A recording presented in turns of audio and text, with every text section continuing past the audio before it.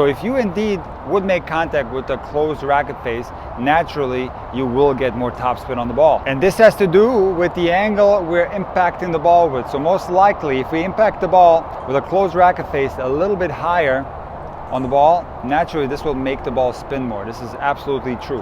And it's evident when players, for example, with the Eastern forehand grip, switch to a, let's say, Western grip. Now they have muscle memory for the Eastern forehand grip at the moment of contact. So the wrist is going to be in a certain position at the moment of contact if players have been using the Eastern grip for a long time. And now what happens when they switch to, let's say, a Western grip, that same angle of the wrist will make the racket face too closed, and they end up with too much spin, unable to get the ball over the net. And since I play with a semi-Western grip, the only way for me to demonstrate this phenomenon would be to go to a Hawaiian grip. So I'm going to go in the Hawaiian grip, and you're going to see that I'm going to have a very difficult time getting the ball over the net.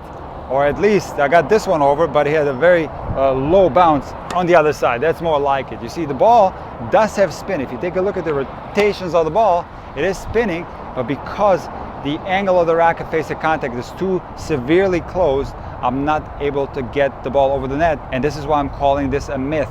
There are times when the racket face can be a little bit closed, but there are often times where it can't. It has to be more neutral, and this depends on the height of the contact. So if we make contact higher, yes, we can have the racket face a little bit more closed. However, if we make contact lower, the racket face cannot be closed. It's going to be very difficult to lift a ball over the net with a closed racket face at a lower contact point. Also, you can absolutely create topspin with a completely neutral racket face at contact. Remember that topspin is created when we strike the ball more vertically after the contact. So if we're going this way, even with a neutral racket face, you can see that the ball is spinning.